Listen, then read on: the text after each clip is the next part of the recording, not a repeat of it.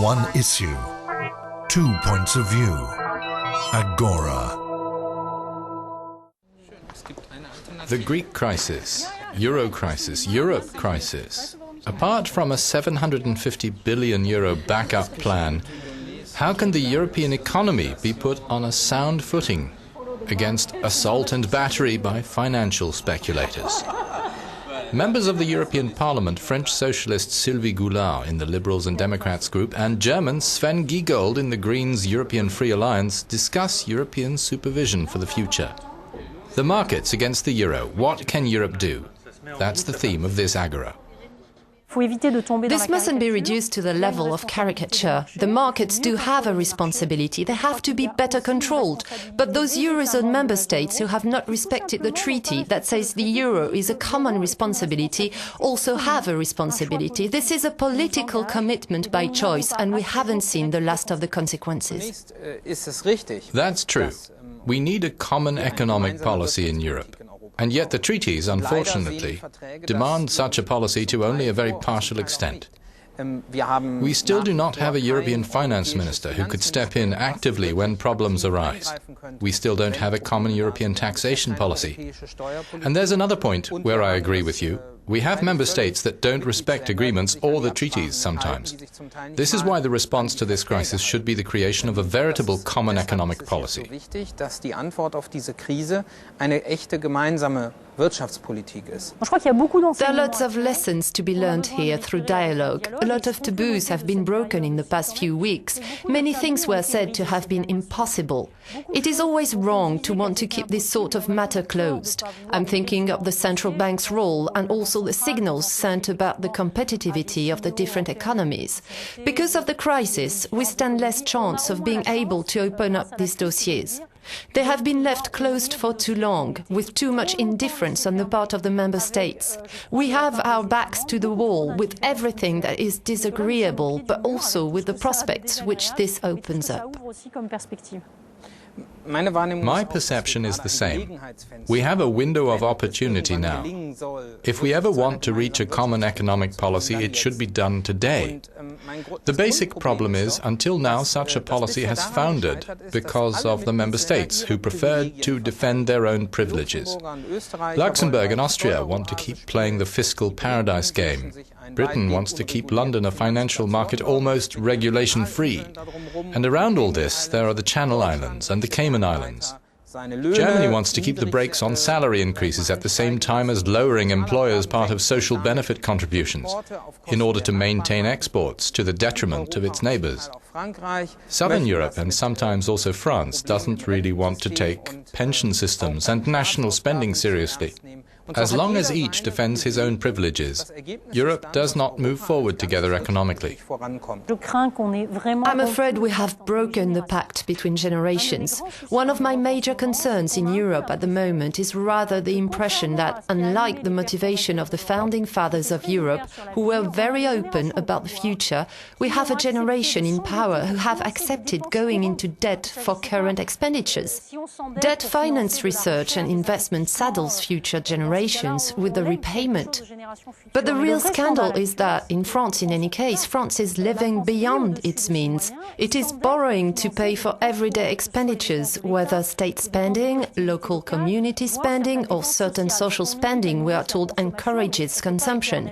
But we cannot eternally fund social services on credit. That is a break from the pact, and we are seeing the very tangible limits of that now, with massive and very worrying youth unemployment, because it is making the younger generations desperate. At the same time, the elders are hanging on to some privileges, such as the age they can retire, which does not always keep life expectancy in view. There's something that bothers me. Here we need to revive the rules for the Stability Pact, okay. But on the other hand, while the crisis lasts, we must not, through austerity, kill off the vulnerable green sprouts of growth. These are demands I'm hearing more and more here in the Parliament and also in Germany. If we are strict at the wrong moment, the result will not be ecological growth, but major economic disaster. That's why I sometimes wish for a bit more macroeconomic reasoning, notably from Germany. Deutschland manchmal etwas mehr an makroökonomischer Vernunft wünschen. On financial supervision, we have a system which is predominantly national. The crisis shows that the national supervisory bodies, be they central banks or independent authorities, have worked together very little. What we are trying to do in Parliament is first to get a macroeconomic analysis done at the central bank level for the whole of Europe, an analysis looking at risk. I'm not saying the central bank didn't do any analysis, but this should look notably at the big risks, which we call systemic. The other part should be a far greater supervision of the market players and control of products, banks, insurance companies, and especially all the cross-border groups in Europe, which were born thanks to the internal market and the euro. We have to be very ambitious, and the Parliament has just adopted an economic position which is much more ambitious than that of the Council. We want to confront the Council and say, seeing what we've been through in 2008-2009, do you really believe we can do without European financial supervisory tools?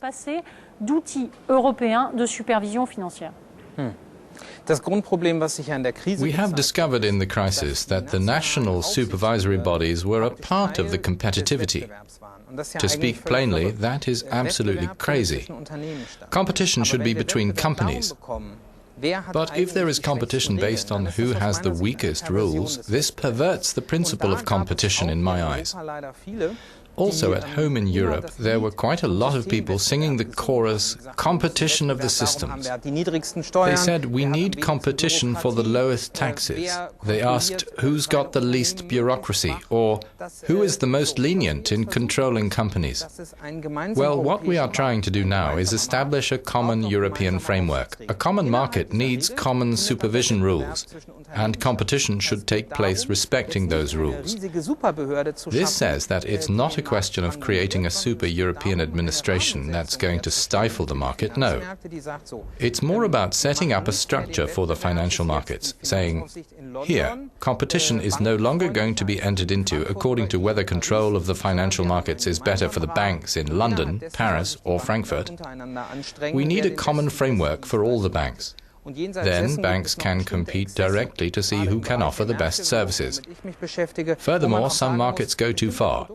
It has to be said, simply, that there are certain financial products that we do not need.